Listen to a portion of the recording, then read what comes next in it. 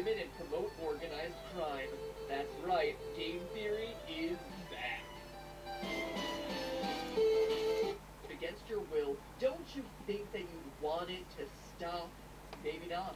It's very possible that Peach has Stockholm Syndrome, a psychological event in which people taken hostage develop positive feelings towards their captors, sometimes to the point of defending their actions, even falling in love with them. According to the FBI database, 27% of hostages demonstrated some level of Stockholm Syndrome.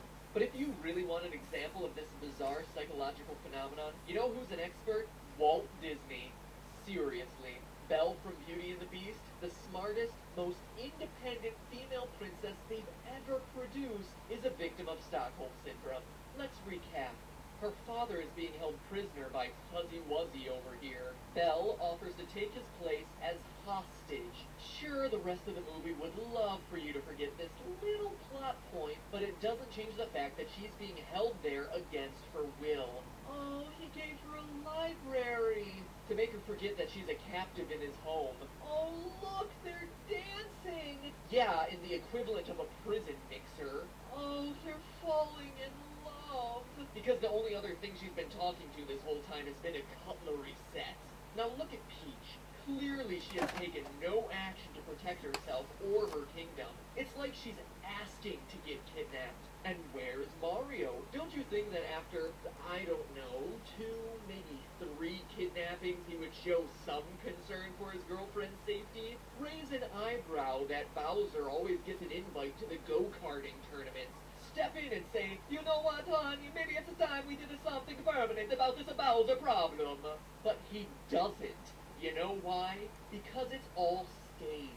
Don't believe me? One of the hottest new underground businesses right now is executive abductions, a politically correct term for staged kidnappings.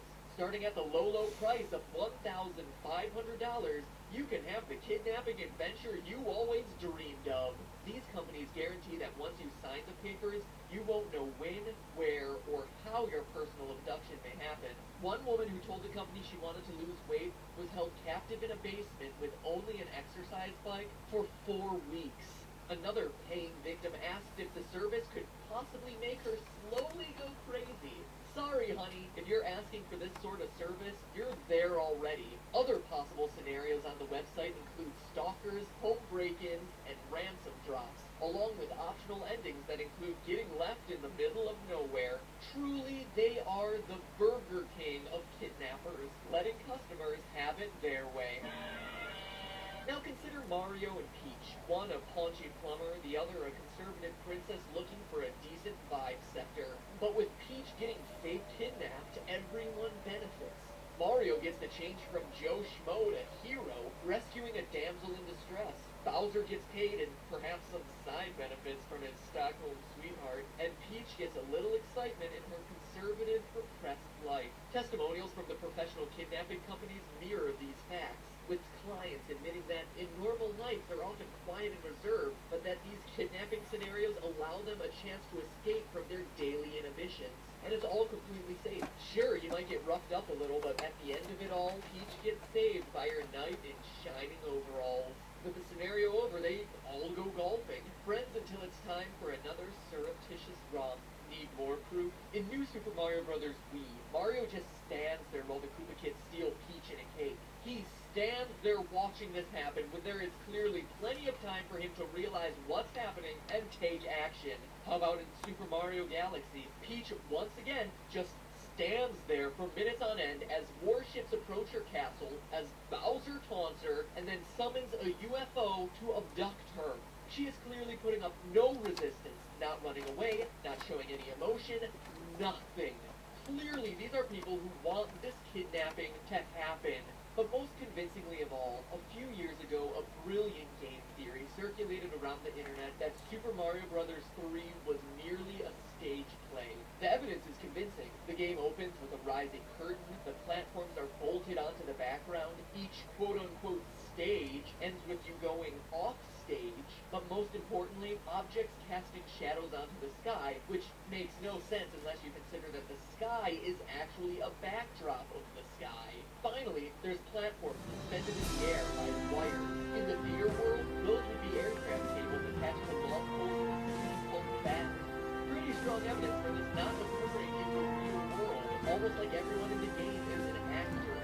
aberrant play.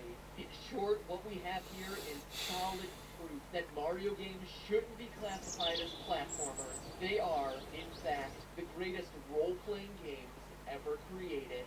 But hey, that's just a theory. A game theory. Thanks for watching.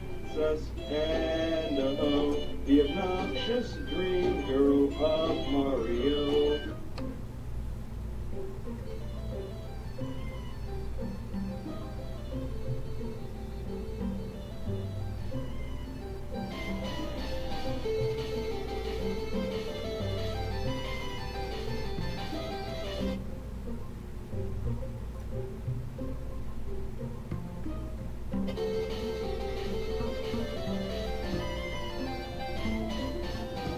Hello, Internet. Welcome to Game Theory, the gaming show with the most smartest viewers on the interwebs. Take, for instance, Izzy, a loyal theorist so fueled by a mix of intense intellectual curiosity and incredible boredom that he solved one of gaming's most hot-button topics.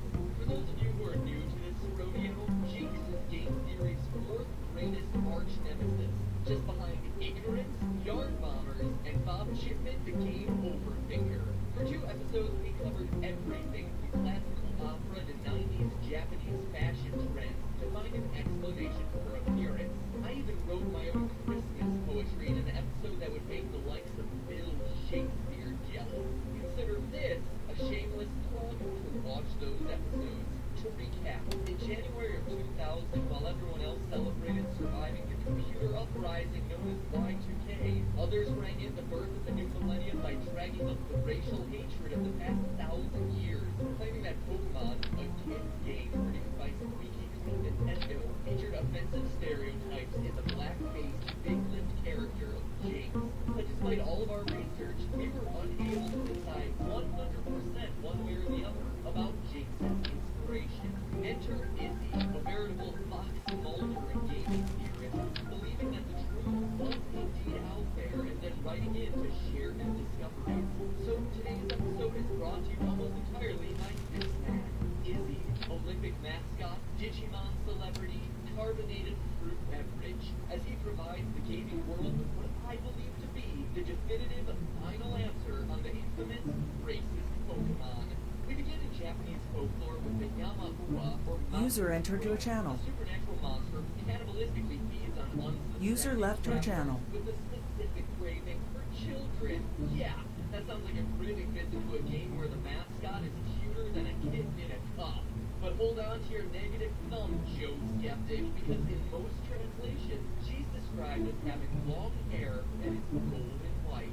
She's also known to wear around a tattered red kimono, so that fulfills 2 key elements of Jinx's appearance right off the bat. Of course, it's not a perfect match. We're overlooking Yamahua's second demon mouth, you know, the one she keeps hidden under her hair on the back of her head. Don't really remember that one being a part of Jinx's design, but hey, no one's perfect, except my wife Stephanie, of course.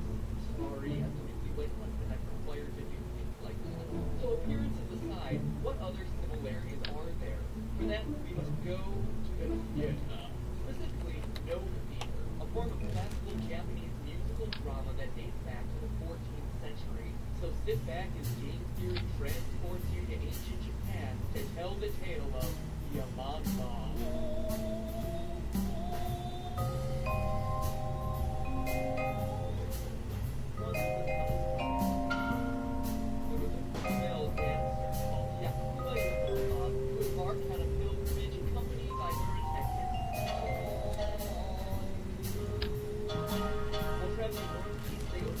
River boundary where the road diverges into 3 paths. They ask directions from a local who advises them to the mountain. As it is in fact, Buddha himself takes his come to receive souls. Dancer decides that because she is a woman, it is fitting that she proceed on foot to take that very path.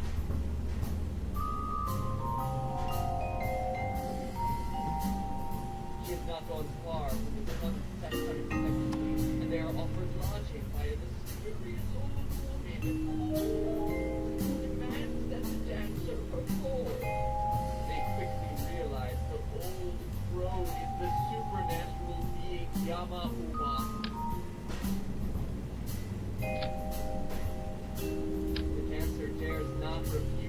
Yamauba's request for fear of being eaten. It is Yamauba herself who performed the long dance to the grave.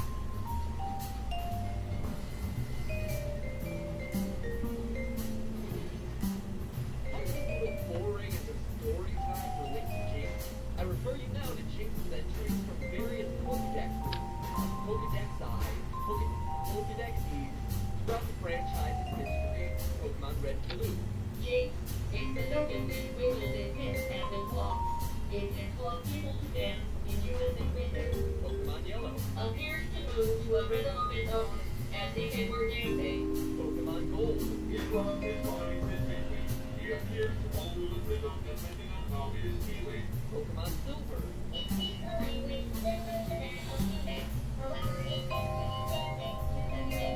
Pokemon Sapphire. Ancient, the shades resting as if it were dancing. These moments are so boundingly alluring, people seeing it are compelled to shake their hips without noticing. Note the constant mention of dancing and little else. Not its ice or psychic abilities, not even its female appearance. And this is throughout the entire series.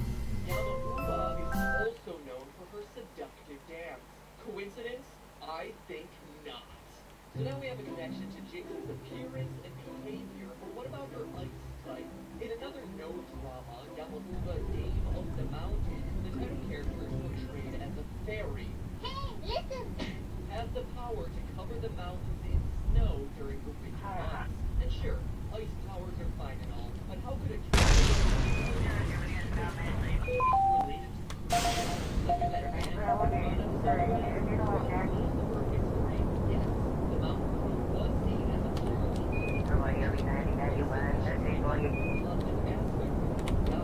modern representations of the Yamauba as a sort of purpose.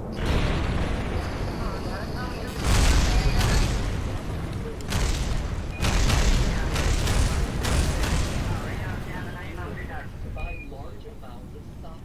Her very expensive temporarily causes the market value of sake to rise. Admittedly, a folktale created by the sake industry to sell more alcohol in December is not the same as a holiday hyped up by toy stores to sell more Tamagotchis and pogs during Christmas, but you gotta admit, if Jinx showed up in the anime carrying around a bag of booze, Nintendo would have a whole other set of controversies on its hands. Which brings us back around to the initial question. What about the black face and exaggerated lips? Take a look at this. It's the costume for a no performer in the role of Yamauba. Notice the heavy tanning or black face. Think back to our discussion on Ganguro, where Japanese girls darken their faces to look brown. Unlike some forms of Ganguro, which began as rebellion against tradition or as a means of mimicking black celebrities, there's actually another variety of Ganguro known as Yamamba, a name derived from and in homage to the classic Japanese character Yamauba. So is Jinx racist? I feel 100% confident saying no. Like most other Pokemon